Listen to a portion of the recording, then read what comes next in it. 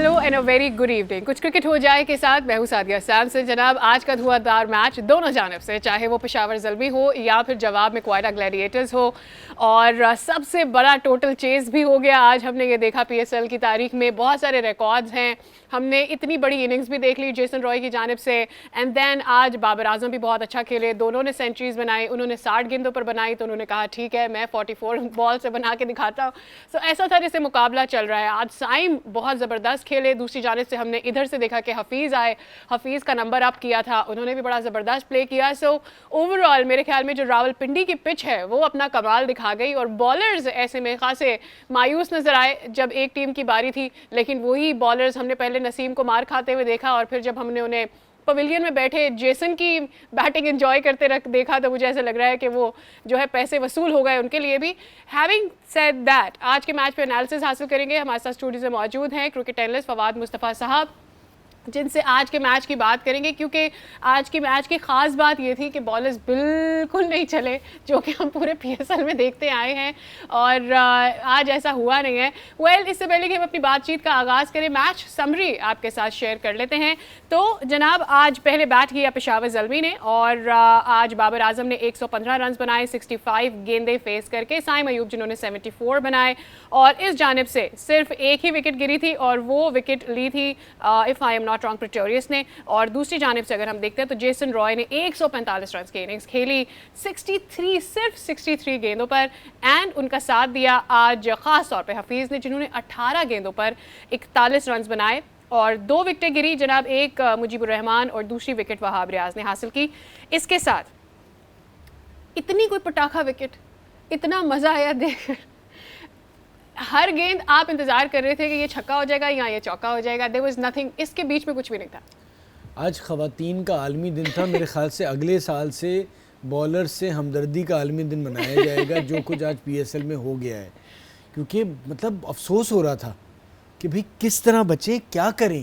मतलब वो आते थे, और मतलब आप तसव्वुर करेंगे जितने छक्के और चौके आज मिल पड़ गए हैं, शायद 54 फोर्स लग गए हैं, और उसके बाद मेरे ख्याल से 20 या 30 के करीब शायद, सॉरी 20 के करीब छक्के लग गए। right. तो अब इससे अंदाज़ा करें वो जो हाईलाइट आती है वो भी आज लंबी होगी, क्योंकि हुआ उसी तरह खेल है। right. तो पहले उन्होंने मारना शुरू किया था कि स्टार्ट हुआ, उसके बाद कैच एक ड्रॉप हुआ नसीम शाह से, बड़ा आसान। तो शुरू में तो था जिस तरह से साइम खेले थे, एक बॉल फाइन लेग पे कैच दूर था लेकिन मुश्किल था, वो हुआ। फिर उसके बाद बड़ा आसान मिड ऑन पे कैच छूटा, और उसके बाद तो फिर बॉल सिर्फ मैदान से बाहर ही जा रही थी। और क्या खूबसूरत इनिंग्स बाबर आजम ने खेली, क्या खूबसूरत इनिंग्स साइम ने खेली। और बॉलर्स का तो आज पूरी मेरे ख्याल से शो में जिक्र ही नहीं होगा, सिर्फ बैटर्स हैं जो कुछ उन्होंने किया है। और मैं ज़रूर तारीफ़ करूँगा, हम अक्सर पिच के बारे में, विकेट की मिट्टी वहाँ से ले आए, हमारे पास अच्छे क्यूरेटर नहीं है, बहुत ज़्यादा तनकीद होती है। जो पीएसएल अभी तक हुआ है उसमें बहुत ज़्यादा तारीफ़ बनती है आगा जाहिद साहब की, जो चीफ़ क्यूरेटर हैं, उसके साथ उस्मान अरशद जिस तरह से काम कर रहे हैं, बहुत शानदार विकेट्स बनाए हैं। आप देखिए कराची में एक अलग आपको फ्लेवर लगा, उसके बाद फिर मुल्तान गए, पिंडी, अब आप लाहौर जाएंगे। तो ये उनका ड्यू क्रेडिट उस तरह से मिलता नहीं है। तनकीद बहुत हमारे यहाँ बनती है कि बहुत ही शानदार। आप देखें ना, अगर जो देखने गया है कल का मैच, आप देखें इस्लामाबाद जिस तरह से जीता, और आप T20 में बेसिकली आप देखने वाला जाता है ना, हम तो चले क्रिकेट के मज़ा होना चाहिए बॉलर के साथ भी, वो छक्के चौके देखने जाते हैं। अच्छा, मैं तो कह रही हूँ कि अच्छा हुआ कि जेसन रॉय अपनी सीरीज़ के लिए चले गए और वापस आ गए। ही गॉट अ ब्रेक, वहाँ पे भी सेंचुरी मार कर आए हैं, यहाँ पर आकर भी उन्होंने सेंचुरी, और क्या शानदार इनिंग्स आज जेसन रॉय ने खेली है। I mean like it was incredible, कोई रोकने वाला था। हालांकि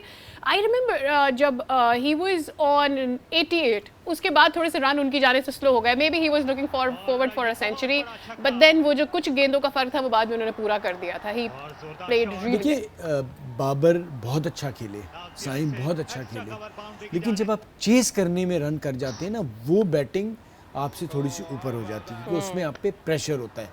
पहली बारी में भी कतई तौर पे उनसे क्रेडिट नहीं ले रहे, बहुत ही शानदार इनिंग्स थी दोनों की, और 240 के बाद तो सोच भी नहीं कोई सकता कि इतना करीब आएगा। लेकिन जिस तरह से उन्होंने चेस किया है, जिस प्लानिंग के साथ, आसान थोड़ी होता है कि आप रिस्क पे रिस्क लिए जा रहे हैं और आप आउट ना हो।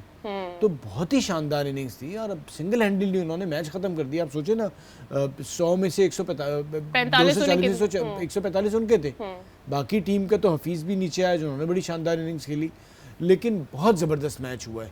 और इसलिए ज़्यादा मज़ा आया कि वो लग ये रहा था क्योंकि कोयटा जिस तरह से खेलता आ रहा है कि लगता है जी बिल्कुल आउट हो जाएगा और 240 में तो वन साइडेड मैच हो जाएगा, लेकिन उन्होंने क्या शानदार परफॉर्मेंस दी है। आप ठीक है, आप अगर टूर्नामेंट से आगे जाके बाहर भी हो जाते हैं, लेकिन ये आपके पास कुछ पॉजिटिव्स होते हैं नेक्स्ट सीज़न में जाने के लिए। अभी टेक्निकली वो नहीं बाहर हुए हैं, हाँ। लेकिन आसान नहीं होगा उनके लिए टॉप 4 के लिए क्वालिफाई करना।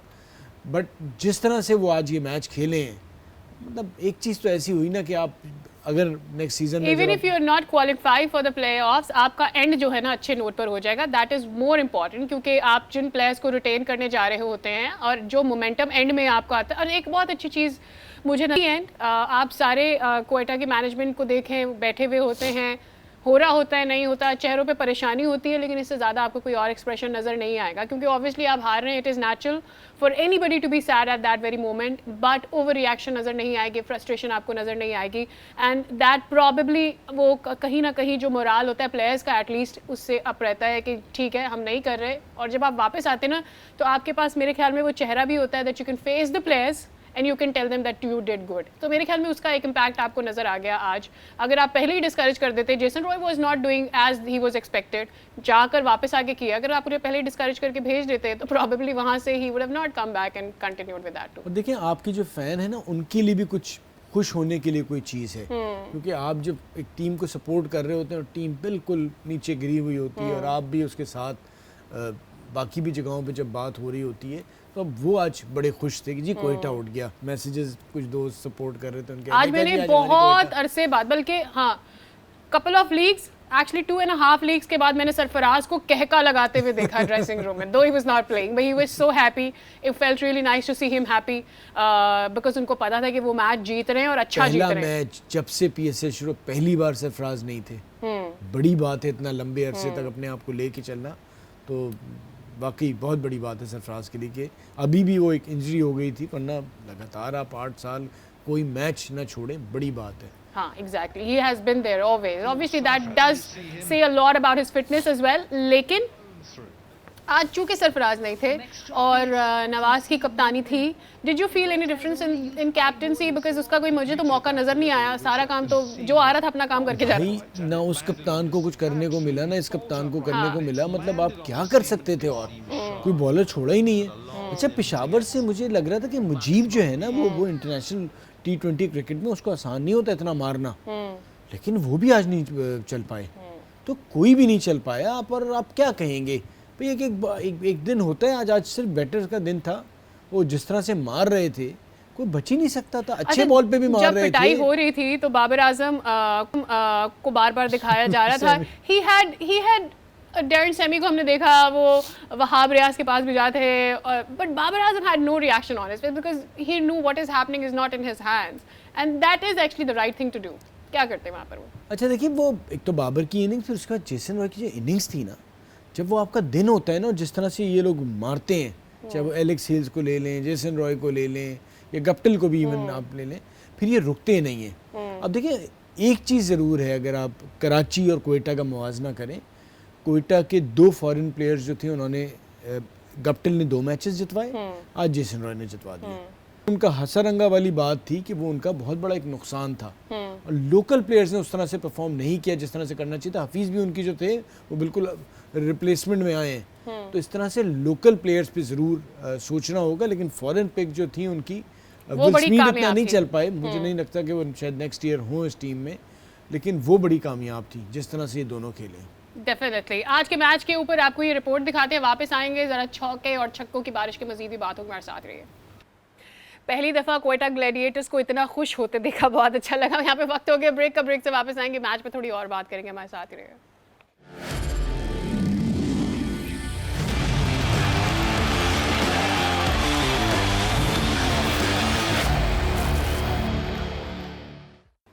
Welcome back again. तो जनाब क्या शानदार, not just from Jason Roy, I am feeling a little bad for Babar Azam because obviously उन्होंने मैच जिताने वाली इनिंग्स खेली थी, साइम अयूब ने मैच जिताने वाली इनिंग्स खेली थी, लेकिन फिर ऑब्वियसली जेसन ने जैसे चेस करके जिता दिया है आज क्वेटा को, तो वो कहीं ओवर शैडो हो गई बाबर की। लेकिन बेसिकली तो आज बाबर ने अपना फॉर्म जो है खुल के वापस हासिल किया है। नहीं, बाबर ने बहुत आला परफॉर्मेंस दी, बहुत आला बैटिंग की, और बदकिस्मती उनकी कहूँगा कि जिस तरह से जेसन खेले तो वो तो लगा ही नहीं कि कुछ इससे पहले हुआ है। हाँ। ऑल्दो उन्होंने बहुत शानदार परफॉर्मेंस, उन्होंने इस किस्म की इनिंग्स खेली थी तो जेसन ने फिर उनके मुकाबले में उनसे बेहतर इनिंग्स खेली। लेकिन जो ब्रेक में आपसे बात हो रही थी जेसन रॉय के हवाले से, मैं आपको यही कह रहा था कि आप जेसन को देख लें, गप्टिल को देख लें, जितने फॉरेन ये क्रिकेटर्स आते हैं जो शुरू में बैटिंग करते हैं, एलेक्स हेल्स को ले लें, हमारे पास उस लिहाज से कम प्लेयर्स हैं। उसकी अभी नए बच्चे आ रहे हैं, उम्मीद है ये आगे जाके इस तरह की क्रिकेट खेलेंगे, क्योंकि हमें ये समझने की ज़रूरत है सादिया कि अब ये जो प्लेयर्स हैं ना, ये 10 मैचेस में से 2 या 3 में खेलेंगे, लेकिन ये मैच जितवा देंगे। हम जो जिस कंसिस्टेंसी की बात करते हैं ना कि जी कंसिस्टेंटली परफॉर्म, वो इस तरह से नहीं दुनिया में कोई आदमी कर सकता, कतई तौर पे नहीं कर सकता कि वो 200 के स्ट्राइक रेट से लगातार 8 मैचेस में खेल चाहिए, ह्यूमनली पॉसिबल ही नहीं है। राइट। तो हमें ना बच्चों में अगर T20 क्रिकेट की तरफ जाना है या बारी करना सीखना है तो उन्हें यही अप्रोच करना होगा कि फियरलेस क्रिकेट खेलनी होगी। दूसरा ये कि उन्हें ग्राउंड के चारों तरफ खेलना सीखना पड़ेगा। सिर्फ एक साइड पे खेल के आप इस तरह इस किस्म का स्ट्राइक रेट नहीं मैनेज कर सकते। दूसरा साथ साथ कि आप बड़ी बॉलिंग के आगे रन उसी सूरत में करेंगे जब आप ग्राउंड के चारों तरफ खेलना सीखेंगे। तो आप देखिए उसकी बैटिंग में जो ये, मैं कतई तौर पे मैं फिर कहूँगा कि मैं बाबर के से ये कंपैरिजन नहीं कर रहा, लेकिन जेसन की जो बैटिंग थी आप देखें ना, चारों तरफ और चेस करने में जो प्रेशर होता है उसे कतई तौर पे पहली बॉल से होने ही नहीं दिया। उससे पहले गप्टिल भी 8 बॉल पे शायद 21 कर गए, वो भी इसी तरह खेल रहे थे। विल स्मिथ अभी तक वो खेले नहीं जिस तरह से उन्होंने शुरुआत की थी लास्ट ईयर, लेकिन सिंगल हैंडली पता ही नहीं करने दिया। तो ये हमें अब अगर जिसने भी T20 क्रिकेट खेलनी है तो उसके जहन में यही हो कि आपने आउट होने से नहीं डरना है। और जो सिखाने वाले हैं, सबसे इम्पॉर्टेंट रोल उनका है। जो कोच जूनियर लेवल पे अगर आप एक प्लेयर में देखते हैं कि वो वाइट बॉल क्रिकेट में ज़्यादा इंटरेस्टेड और खेलने जा रहा है, तो उन्हें ये बताना है कि आपने खेलना है बगैर किसी खौफ के, और जो आप नेचुरल खेलें। पहले आप देखें ना, सईद अनवर, हमारे पास शाहिद आ गए, एजाज अहमद, कितने ऐसे प्लेयर आते थे, लेकिन बीच में फिर वो कम होते चले गए। अब फिर ये यंग लड़के आ रहे हैं, हसीबुल्ला आए, साइम जिस तरह से खेल रहे हैं, फिर हारिस खेल रहे हैं, अब इसी तरह खेलनी है। आपने ये महसूस नहीं किया कि आपको ऐसे प्लेयर्स, तो बहुत पाकिस्तान को ऐसे बहुत सारे प्लेयर्स मिले हैं जो अपनी डोमेस्टिक लेवल पर जिन्होंने परफॉर्म किया और फिर ऊपर आकर जब उनको थोड़ा सा स्पॉटलाइट मिला तो उन्होंने परफॉर्म किया, बट देन वो कहीं गायब हो गए। येस, वी डू से कि भाई प्लेयर कितना कंसिस्टेंट है, लेकिन मुझे ऐसा लगता है कि इसमें मोटिवेशन का, उनको अपब्रिंग करने वालों का भी बहुत ज़्यादा किरदार होता है। एक प्लेयर उस वक्त तक फियरलेस खेलेगा जब तक कि आप उसे डराएंगे नहीं। Once you start putting that pressure on a player कि भाई तुम हो, परफॉर्म नहीं हो रहा, you might not be in the team, you know, ओहो तुम्हारा नंबर जा सकता है, ओहो तुम्हारी जगह पे कोई और आ जाएगा, probably that is that fear basically, कि जहाँ पर आगे प्लेयर जो है ना अपना काम भूल जाता है और वो अपनी पोजीशन को सिक्योर करने की कोशिश करना शुरू कर देता है और वहाँ से फिर वो गायब हो जाता है। एक चीज़ ये आपने बताई, एक चीज़ और भी है, वो चीज़ ये, मैं 2 नाम लूँगा, मुख्तार एक आए थे, नुमान अनवर आए थे, उनकी तरह और कुछ प्लेयर्स भी आए थे जो इसी तरह से खेलते थे। अच्छा हुआ ये कि वो आए, इसी तरह खेला, लेकिन उन्हें जो एक सीज़न के बाद अपने ऊपर काम करना था ना, बिकॉज अभी साइम आए हैं, हसीबुल्ला आए हैं, हारिस का सेकंड सीज़न उतना अच्छा नहीं चल रहा, तो सामने वाले आप पे तैयारी करके भी आते हैं, तो आपने उनसे पहले अपने आप को नेक्स्ट सीज़न पे तैयार करना है कि वो कौन कौन सी मेरी वीकनेसेस या स्ट्रेंथ हैं। जो मेरी वीकनेसेस हैं, मैं अपने जो भी कोचिंग स्टाफ है उनके साथ बैठ के उस पर सीज़न शुरू होने से पहले काम शुरू कर दूँ, बिकॉज अगले जो है वो तैयारी करके आएंगे, पूरा डेटा जो है वो निकल आता है, कहाँ ज़्यादा शॉट खेलता है, कहाँ ये फंसता है। तो आपने अपनी जो आपका जिस किस्म की आप क्रिकेट खेल रहे हैं बगैर खौफ के, वो तो जारी रखनी है, लेकिन उसके साथ साथ उन चीज़ों पे भी काम करना जहाँ आपको सामने वाले पकड़ सकते हैं। तो बहुत से बच्चे आए इस तरह से और वो गायब हो गए, ये भी एक वजह हुई कि आप नेक्स्ट सीज़न के लिए तैयार होकर नहीं आए। राइट और प्रॉबेबली दैट इज़ बिकॉज अगर आप कंसिस्टेंटली काम करते रहेंगे ना अपनी खामियों के ऊपर, जी स्ट्रेंथ्स के ऊपर तो हम काम करते ही हैं, आप उसमें अपने आप को स्ट्रॉन्ग कर ही लेते हैं, बट आप अपनी खामियों के ऊपर कितना काम करते हैं, दैट्स मोर इम्पॉर्टेंट। वेल, हमने आज बॉलर्स को बिल्कुल डिस्कस नहीं किया, आज सब बहुत बहुत बहुत पिटे। आपको 10 की इकोनॉमी से ऊपर ही नजर आएंगे सारे, कोई इससे नीचे नहीं नजर आएगा मेरे ख्याल में। नसीम शाह हैं और शायद वो मुजीब हैं, एग्जैक्टली दो ही हैं। वो भी 9-10 से मतलब ये नहीं है 10 9.75 इतने, हाँ, मतलब हम ये ना खुश हो वो 10 पे नहीं आए, वो 10 ही है, 10 ही है, दैट इज 10 जो सबसे बेहतर है, जो बेहतरीन है, और that too without gaining a wicket. जी। सो मेरे ख्याल में बॉलर्स को डिस्करेज होने की बिल्कुल ज़रूरत नहीं है, this is how it was supposed to be. अच्छा, अब थोड़ा सा ना बॉलर्स पे बात कर लेते हैं, ये सिचुएशन तो आ सकती है क्रिकेट में, सही। तनकीद बनती नहीं है, लेकिन अगर आप नहीं करेंगे तो बेहतरी की गुंजाइश भी नहीं होगी। अच्छा, सही। अच्छा, जो सोच मुझे लगता है ना थोड़ी सी बॉलर्स के अंदर और आ जानी चाहिए थी, या आ जाती, क्योंकि थोड़ा सा अगर कोई एक बॉलर अच्छा कर जाता वो मैच जीत जाती टीम। एक से मुराद के अगर कोई 2 आउट कर जाता, 26 रन देके, 25 रन देके, 28 रन देके, ऐसी जगह पे जब आपको एक बंदा मार ही रहा है ना, उधर आपका बाज़ वक़्त दिमाग जो है वो बिल्कुल रुक जाता है काम करना। वहाँ पर आपका जिसका दिमाग चल जाता है वो एक फ़र्क डाल देता है, क्योंकि आपने बैटर से पहले सोचना है कि अब ये नेक्स्ट शॉट क्या खेलेगा, कि आपने उसे किस जगह पे रोकना है। गलती होती है क्योंकि आपको ये पता है उसने सिर्फ मारना है, भाई 240 तो बगैर मारे नहीं बनते ना। फॉर एग्जांपल मुजीब आ गए, या इवन नसीम भी कर रहे हैं, या हसनैन जो भी है, आप चलें, आप 15 के रन के हिसाब से आप पर ओवर दे रहे थे इकॉनमी थे, वो 15 वाला अगर आपका 10 हो जाता, वहाँ से 20 रन कम हो जाते। ठीक है, इसी तरह आपके अरशद को जिस तरह मार पड़ी आज, तो वो चीज़ पे आपने अब ये थोड़ी होता है कि अगर मार पड़ गई जी आप दिन भूल जाएं। आपने सोचना ज़रूर है कि जी इसमें क्या बेहतरी आ सकती। तो मुझे लगता है कि जब इस तरह से मार पड़े तो आपके दिमाग का चलना बहुत ज़रूरी है, कि जी अब ये मारने जा रहा है, और उसमें अपने आप को ठंडा रखें, क्योंकि सबको मार पड़ रही है। होता ये है कि जब आपको मार पड़ती है फिर आप बचने के चक्करों में और गलतियां कर रहे होते हैं। आपको मार पड़ रही है, लेकिन आपने ये सोचना है कि जी ओवरऑल सबको मार पड़ रही है, मैं कैसे कम मार खाऊं। और मैं अगर, क्योंकि मैं आपको बताऊं, मैं जो देख रहा था कुछ अच्छी बॉलों पे भी उसने छक्के मार दिए, चौके मार दिए। ये बड़ी क्रिकेट में होता है कि वो अच्छी बॉल पे मारते हैं तो फिर आप अगली बॉल ये नहीं सोच रहे थे कि यार ये बॉल तो मैंने ठीक की थी, ठीक है, उसने एक अच्छा शॉट मार दिया, फिर आप बुरी बॉल कर देते हैं। वो अक्सर आपको अच्छी बॉल पे मार के रिस्क लेते हैं। बॉल है गुड लेंथ का भी है, आपने कहा इस पे पड़े अब क्या करूं, फिर आप अपनी को चालाकी करते हैं। वो आपको एक्सपीरियंस प्लेयर होता है, वो रीड कर रहा होता है, अब ये यॉर्कर कर सकता है, या अब ये इधर कर सकता है, या स्लोअर वन कर सकता है, वो आपको अपनी टर्म्स पे बॉल करा रहा होता है। आज वैसे मैंने देखा कि यॉर्कर्स वगैरह बहुत बहुत बहुत कम हुए। शुरू में 1-2 जगह पे मुझे नजर आया, then it wasn't there, probably they had lost the will कि ये हो भी सकता है, पॉसिबल भी है। साथी वो वही है ना कि आप इतने कमज़ोर जहनी तौर पे हो जाते हैं कि आपका दिमाग चलना बंद हो जाता है। तो फिर आप जो जिस चीज़ के एक्सपर्ट भी होते हैं ना, वो भी नहीं हो रही होती, वो फुल टॉस हो जाती है। हाँ। तो इस मौके के लिए यंगस्टर्स या ये जो भी मैच खेलें या आने वाले मैचेस में अपने आप पे कंट्रोल रखना बहुत ज़रूरी है। और ये ऐसी सिचुएशन अब आने वाली T20 क्रिकेट में आएगी, क्योंकि सारी जो क्रिकेट है ये बैटर के लिए, तो बॉलर ने कितना अपने ऊपर कंट्रोल रखना है ये ज़रूरी है। तो ये अब आज के मैच के लिए दोनों टीमों के लिए लर्निंग हो गई है आज दोनों टीमों के बॉलर्स के लिए। वेल, यहाँ पे हमें लेना एक ब्रेक, वापस आएंगे, कल के मैच पे बात करेंगे, हमारे साथ ही रहेगा।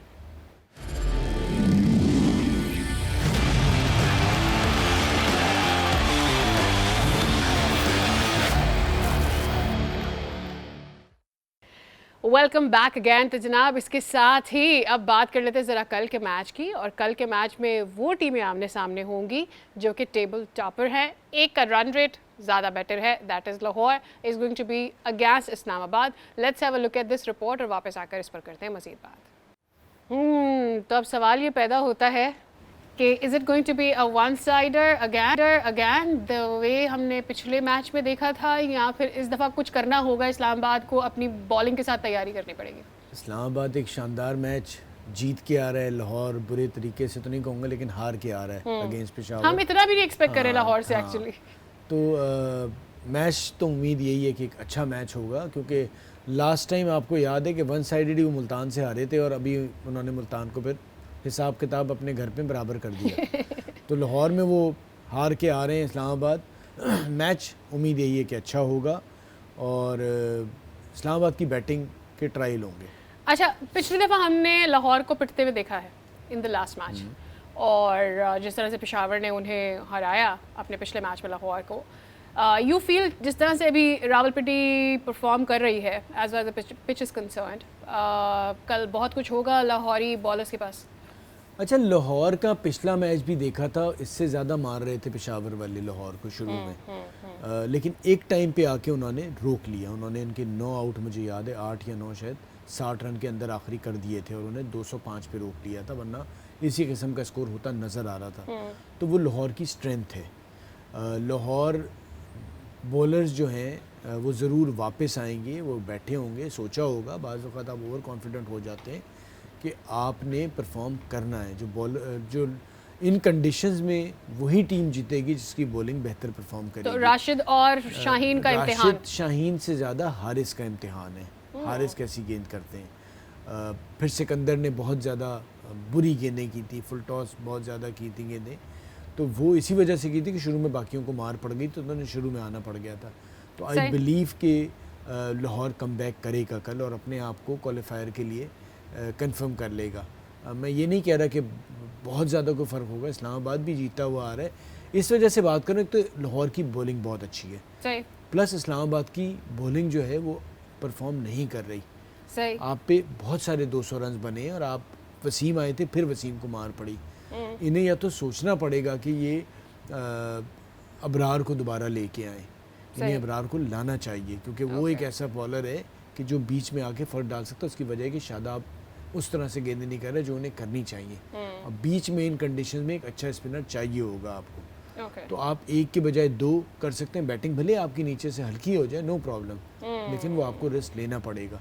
तो लेट्स सी क्या होता है, लेकिन मुझे लाहौर के थोड़े से चांसेस ज़्यादा लग रहे हैं। लेकिन इस्लामाबाद को ये भी, you know, when you know that you batting on a batting pitch, right, आपको पता होता है कि आप रन कर ही जाएंगे, हो जाएगा शायद आपसे, लेकिन आप ये सोच कर भी आते हैं कि जी आपको लाहौर के अगेंस्ट करना है तो आप चले उस पर काम करके आएंगे। But I think Islamabad will have to work that, उनको फ़खर को और फिर आगे आके और जितने भी बैटर्स हैं उनको क्या उनका तोड़ निकालना है और कैसे जल्दी विकटें भी लेनी है, तो मेरे ख्याल में उसके ऊपर भी काम करके आना होगा। पिछले मैच में हमने देखा कि they have the kind of a batting, Shadab अच्छा खेल रहे थे, आउट हो गए, आज़म नहीं चले, but then Faheem did the job. तो मुझे ऐसा लगता है कि दे हैव द बैटिंग, इतनी लंबी ज़्यादा नीचे तक आपको बैटिंग नजर आएगी, सो दे हैव द बैटिंग, वे हो जाता है काफ़ी अच्छा, वो लोग कर लेते हैं, लेकिन फिर it doesn't work if with the ball, तो फिर बहुत मसला होगा। देखिए, मुबस्सिर से हो सकता है ऑफ स्पिनर है, शुरू से फ़खर में करवा दें तो उसको थोड़ा ऑफ स्पिनर पे मुश्किल हो, तो कोशिश चेंज ज़रूर कर सकते हैं। लेकिन आपने ये चीज़ देखी कि 240 पे 240 बन गए, क्योंकि बॉलिंग ने उस तरह से परफॉर्म नहीं किया। तो ये चीज़ ज़रूर खौफ अब उन टीमों में ज़्यादा होगा कि जिनकी बॉलिंग उन्हें भी पता है कि वो अच्छा नहीं कर रही है, तो इस्लामाबाद को इसलिए प्रेशर है। दूसरा, आज़म लास्ट टाइम परफॉर्म लाहौर के अगेंस्ट नहीं किया था, तो एक बड़ी बॉलिंग है, उम्मीद यही है कि आज़म कल अच्छा खेलेंगे और उन्हें खेलना चाहिए, क्योंकि अपने आप को मनवाने के लिए वो बात ना रह जाए कि देखें जी जब तगड़ी बॉलिंग आती है तो रन नहीं होते। या because last time against Lahore वो नहीं कर पाए थे इतना, एंड देन मेरे ख्याल में अब जो है it will be a little bit more responsibility on his shoulders कि उनको ये करना पड़ेगा, वरना फिर एक टैग काइंड ऑफ, बट मेरे ख्याल में वो टैगिंग के दौर से बाहर आ गए, ही इज बीन देयर। वो एक अलग चीज़ है, उन पे कोई ऐसा प्रेशर नहीं है ना उन पे, अगर वो नहीं भी करते कोई बात नहीं, लेकिन करेंगे तो ज़्यादा अच्छा होगा। दूसरा मैच लास्ट मैच भी आज़म बना के गए थे, लेकिन दूसरा ये है कि एक तो मैच जितना जितना आगे हम दिन PSL के गुजर रहे हैं, आप देखिए बहुत मज़ेदार इंटरेस्टिंग मैचेस हो रहे हैं, कल वाला मैच, आज का मैच, और ज़्यादा रन्स हो रहे हैं। पिंडी में तो खूब एंजॉय कर रहे हैं लोग, तो उम्मीद यही है कि इसी तरह से आगे बढ़े और इतने ही एक्साइटिंग मैचेस होने चाहिए। खेलने वालों पे प्रेशर होता है, होने दें, हमें तो मज़ा आना चाहिए। एग्जैक्टली पैसा वसूल परफॉर्मेंसेस दोनों जानिब से जब देखने को मिलती है, मतलब आप तो हर बॉल पे यही एक्सपेक्टेशन लगा के बैठे होते हैं कि शायद इस पे चौका, यहाँ छक्का हो जाएगा। वेल, इसके साथ ही मुझे अपने शो को करना है ख़त्म। आपसे होगी कल हमारी मुलाकात नए शो के साथ, एक दफ़ा फिर से करेंगे कल के मैच पर एनालिसिस। तब तक के लिए हम दोनों को दीजिए इजाज़त, बाय बाय, सी यू।